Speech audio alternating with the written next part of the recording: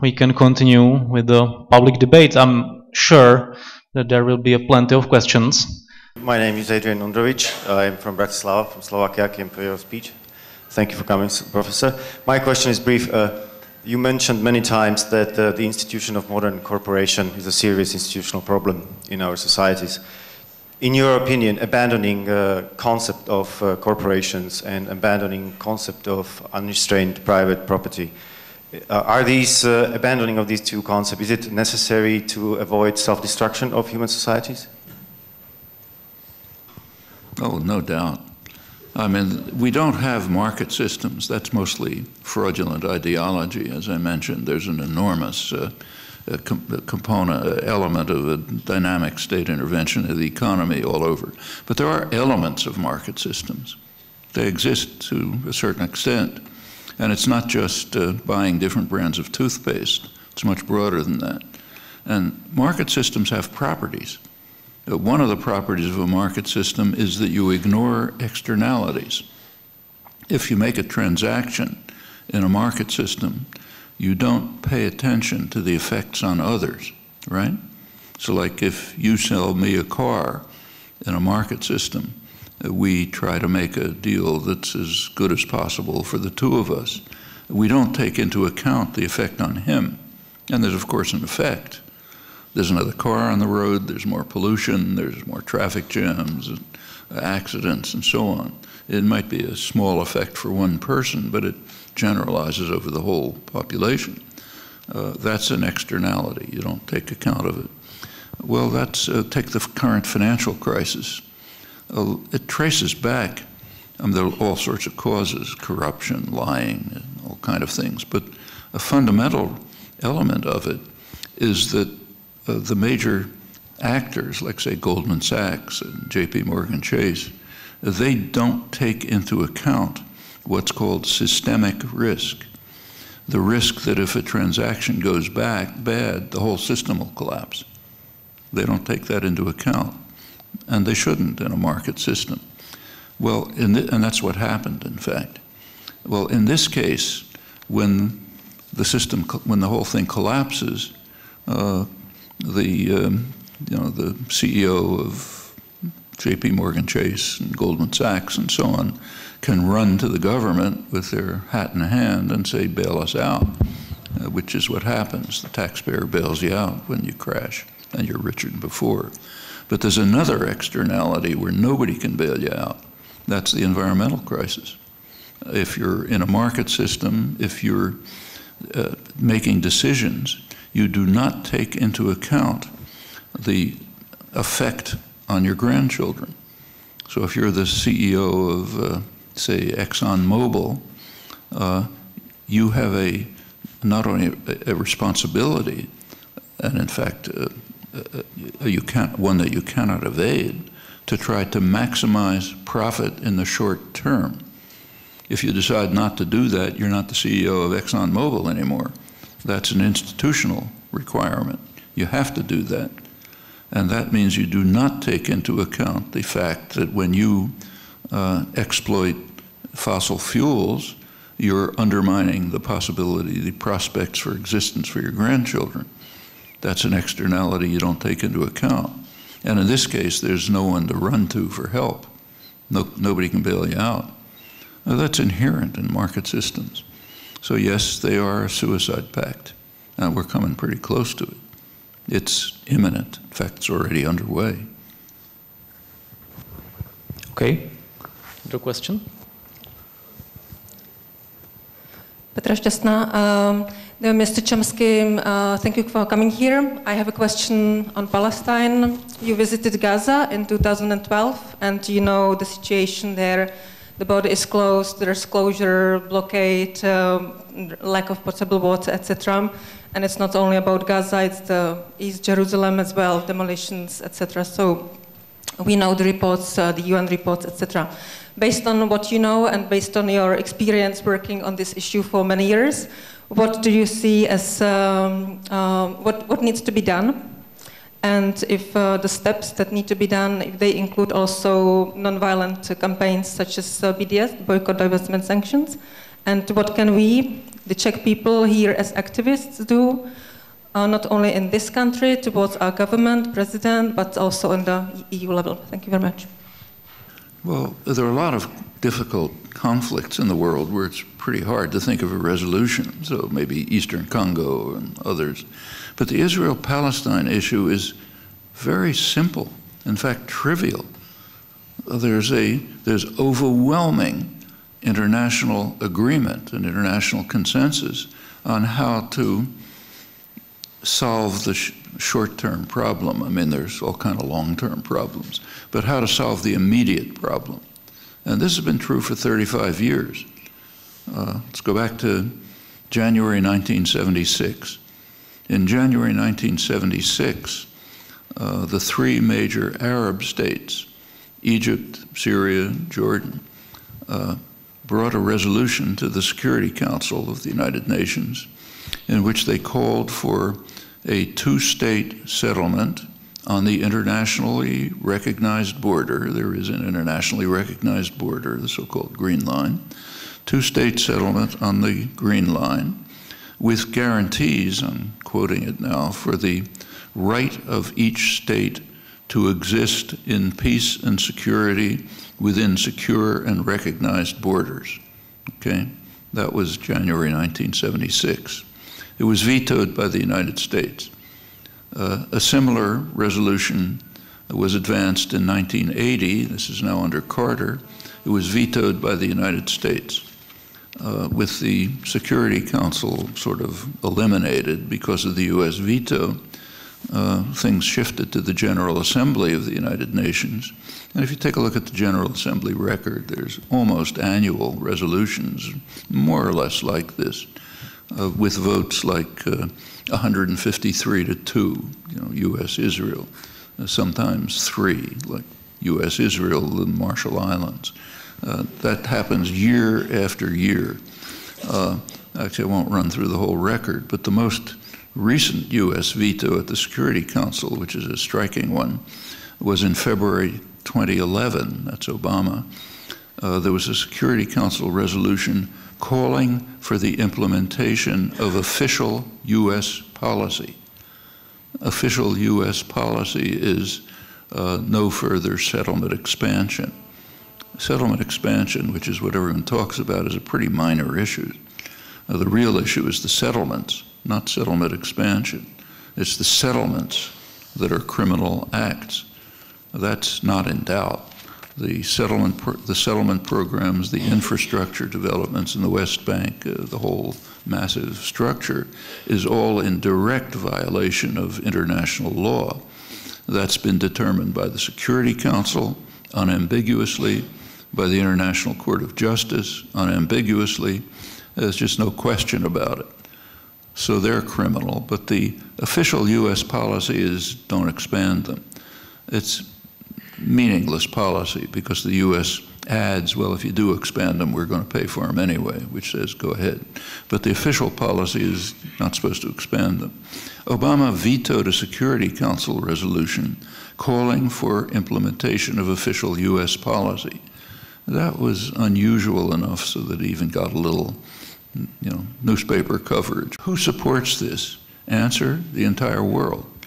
The Arab states, Europe theoretically, but Europe is so cowardly that it will not take a stand on anything unless the U.S. allows it to. So Europe sort of technically supports it, but refuses to do anything. The Arab states support it. The Organization of Islamic States, which includes Iran, supports it. Latin America supports it. Everyone supports it except the United States.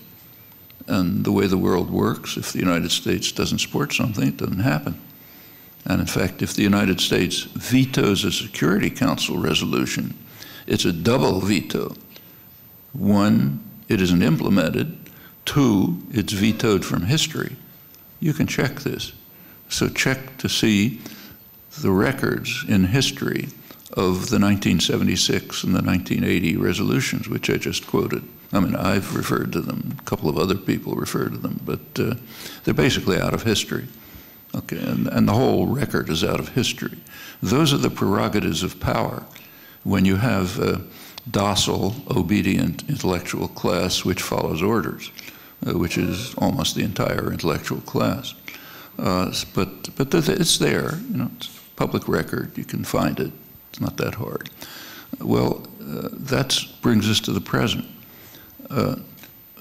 We're now in a situation where there is a clear solution, straightforward solution, accepted by the whole world.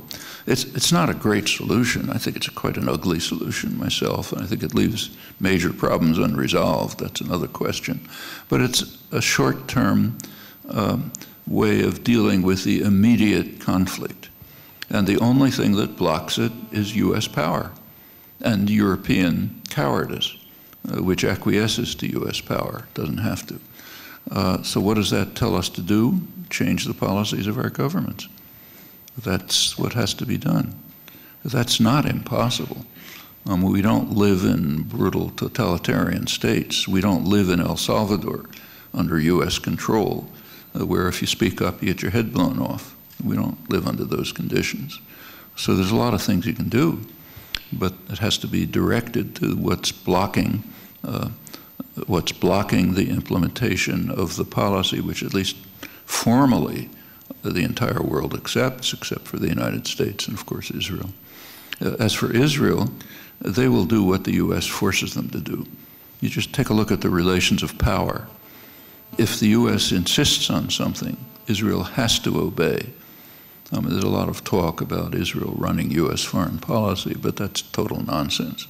You just simply look at the relations of power. And if you look at the history, you find out that's true over and over. When the U.S. insists that Israel must do something, of course it does it, even if it doesn't want to. That happens right to the present. In fact, we're just seeing a case right now. Israel fought really hard through its domestic lobbies to block Obama's negotiations with Iran. Israel doesn't want them. Israel does not want an Iranian deterrent in the region. And that's the issue, incidentally. Should Iran be able to deter the use of force by Israel and the U.S.? U.S. and Israel don't accept that. And they tried really hard to block the negotiations. They tried everything. But the White House simply said, no, you're not going to do that. And the lobby disappeared instantly. That's what happens over and over. And it's sort of obvious if you simply look at the relations of power. So Israel wouldn't like it if the U.S. went along with the international consensus, but they'd have no choice but to obey. So I think the real problem is in the governments of the United States and Europe. In the case of the United States, it's their stand in supporting criminal Israeli actions in the West Bank, and of course Gaza, which is even much worse. Gaza is a monstrosity. It's go into that, but and in fact the Golan Heights is another problem. Nobody talks about it, but Israel annexed the Golan Heights at Syrian territory in violation of explicit Security Council orders, explicit orders not to do it. Went ahead and did it, but the U.S. didn't object, so nobody talks about it. But as far as the West Bank and Gaza are concerned, Europe could make a difference if Europe was willing to act independently instead of just following what the master says. That can change. In fact, to an extent, it has changed. The European Union, at least formally, has determined that it will not engage in any cooperation with Israeli institutions that are involved in the occupation. That's a good step. Whether the European Union will implement it, I don't know. That's up to people like you. I mean, they can say the words, but they have to be forced to follow through. So it's a good step, but it's still a kind of a secondary step because it avoids the center of the problem. The center of the problem's in Washington. It's not in Israel. Israel's carrying out the actions, but they can only carry them out because the U.S. allows them to. And not only allows them to, but supports it. It provides the military, economic aid, the diplomatic support, even the ideological support by creating a kind of a story that people are supposed to believe about the nature of the conflict. So Europe can take very significant actions if it chooses, but so far it's barely chosen. And I think that's the answer to the question for Europeans. You can't affect US policy directly. You can affect directly the policies that European states take, and that can make a big difference. And maybe what is your opinion on boycott against Israel? Well, a boycott and divestment are very sensible strategies. They're not they're tactics. Remember, these are tactics, not principles. And when you carry out a tactic, you have to ask, what are you trying to achieve, right? That's any tactic. Any activist knows this. The tactics in themselves are neither good or bad. What are you trying to achieve? Will this tactic help achieve it? Well, take the tactic that I mentioned of the European Union refusing to cooperate in any way with Israeli institutions involved in the occupation. That's a good tactic. It's aimed at ending the occupation. It should be directed against the United States, but of course Europe's not going to stand up to the United States. That's too much to hope for. Shouldn't be, but it is. But certainly it should be directed against US corporations which are involved in the occupation. Boycott and divestment for those purposes makes good sense. On the other hand, you have to be careful about this. There is something called a BDS movement, which is kind of interesting. In the case of South Africa, which is the usual analog, there was never a BDS movement. There were tactics that were used, targeted for particular goals. You take a look at the BDS movement, it's kind of ambiguous. If you want to see an illustration, take a look at the last couple of days.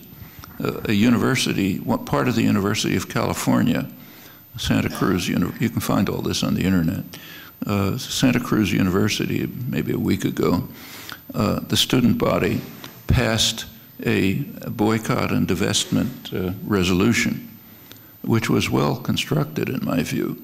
It was aimed at what it said is the university ought to divest from any it's kind of like the EU resolution, should divest from any institution that's involved in the Israeli occupation. I think that's correct. Take a look at the way it was reported by the BDS movement. It was reported quite differently. You read Electronic Intifada, other websites that are part of the movement. What they said is this was directed against Israeli human rights violations. That's quite different.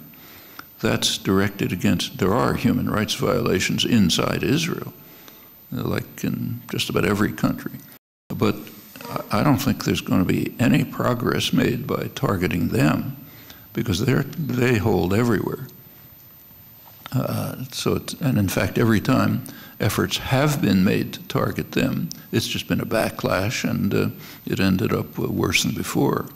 So if you target the occupation, that makes perfect sense. Targeting Israeli human rights violations just leads to the obvious response. Why not the human rights violations of every other country in the world, like, say, the United States or England or France? Always horrible. And then you get a backlash, and the issue shifts from the Israeli crimes in the occupation to questions like academic freedom or something like that, which is a loss for the Palestinians. Tactics have to be selected so they're going to be effective. And that is blurred in the BDS movement, what I just described as an example of it. And you always have, tactics should not be disparaged. They're not insignificant. And tactics are what have human consequences. So you have to think them through carefully. This is something that ought to be second nature to every activist. You have to, I remember, to say during the Vietnam War in the United States, there were young people who, a lot of them I knew, and you could sort of understand their motive. They were so outraged by the atrocities of the Vietnam War that they thought, we can't just protest, we've got to go out and break windows in the streets and attack banks and so on and so forth. The Vietnamese were horrified by that tactic because they understood that that tactic is only going to increase support for the war, as of course it did. That turned a lot of the working class in favor of the war, or against the protesters. What the Vietnamese advocated, I remember this from meetings, was so mild that American activists laughed at it. So the Vietnamese were proposing that what they really admired was, I remember when some American women stood by the graves of American soldiers and mourned for the soldiers. They thought that was terrific. That was really great. Because they didn't care how the American activists felt. What they cared about is what's the effect going to be on them.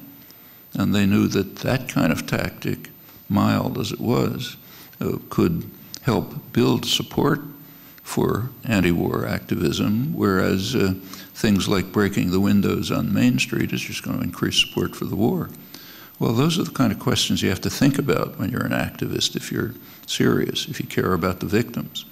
You have to ask, what's the effect going to be on them? And that arises all the time in this area. Okay. Next question. Okay. I've got a question. Good afternoon, Mr. Chomsky. My name is Josef Turek. I've got a question regarding to issues of propaganda. You're the co-author of so-called propaganda model. You're talking about the manufacturing of consent among citizens.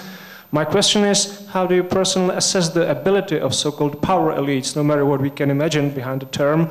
How do you assess the ability of power elites to manufacture the consent among citizens of, let's say, Western world in the current conditions in comparison to the situation 20 years ago, for example? Thank you. Mm-hmm. So how do you assess the ability of power elites to manufacture consent in the population? I should make it clear that the phrase manufacturing consent is not mine.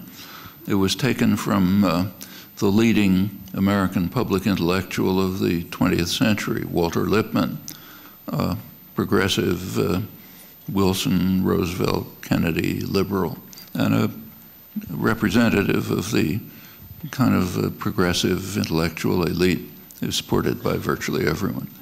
He was in favor of manufacture of consent. There's an elite principle across the intellectual world, pretty much, that it's the responsibility of intellectuals to control the population. As Lippmann explained in what are called his progressive essays on democracy, the general population are, in his words, ignorant and meddlesome outsiders who have to be put in their place for their own benefit. They're so stupid and ignorant that you can't let them make decisions, just like you can't let a 3-year-old run in the street. So for the benefit of this ignorant, meddlesome outsiders, the population, you have to control their thinking and attitudes. There's a huge industry in the West called the public relations industry. It spends hundreds of billions of dollars a year to try to control attitudes and beliefs because people just can't be allowed to make their own decisions. That's elite doctrine. Actually, it's very similar to Leninist doctrine, almost the same. And I suspect that's the reason why it's so easy for yesterday's Trotskyite to become today's neoconservative. They're not changing anything except their assessments as to who has power. Very striking similarity. So that's the origin of the term. Of course, I object to it. But to get to the question, power systems are always trying to manufacture consent. That they have to subdue the population. They do regard the population as a dangerous enemy. You can see that in the NSA revelations. What are they all about? They're about tech. They have nothing to do with security, but they have a lot to do with trying to control the population, which is always understood to be a very dangerous enemy. And it is a dangerous enemy. It can get out of control and undermine power. So you have to, if you can't control it by force, you have to control it by propaganda or manufacture of consent and so on. And this goes on all the time. How successful is it? It's quite an interesting question. So take, say, the environmental crisis, something of really species-threatening significance, huge problem. Well, in the United States, quite openly, there's nothing secret about this, the energy corporations and the business sector quite generally are carrying out a massive propaganda campaign to try to convince the public that there's no human contribution to global warming if global warming is taking place at all, which they deny. So after the last IPCC report, you know, the International the Scientists report a couple of weeks ago, you take a look at the business press the next day, Wall Street Journal, Forbes magazine, they said it's all nonsense, it's all liberal invention. And furthermore, the real problem is global cooling. The real problem is the world's cooling down. That's why sea levels are going down instead of going up, and so on. And they're trying really hard to convince the population of this. Massive efforts. It's partially successful. So for example, if you look at international polling studies, there are a lot. It turns out the American population is below the norm in concern about global warming. Not very far below, but they are below. And furthermore, it's stratified. Democrats are pretty near the global norm, a little below. Republicans are off the spectrum, literally. They just don't believe in it. And in fact, they don't believe in it. They don't want people to know about it. So for example, the House of Representatives happens to be under Republican control, incidentally, not because they won the election, they lost the election. But there's all kind of trickery that ensures that they're in control even though they have a minority of the vote. That's called democracy.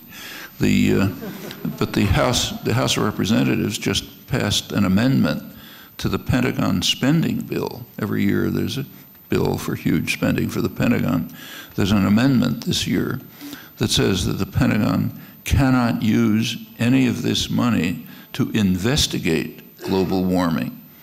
Pentagon's worried about global warming because it harms them significantly, but they're not allowed to investigate it. That's how strong the effort is to try to prevent, to manufacture consent or to try to force lack of understanding.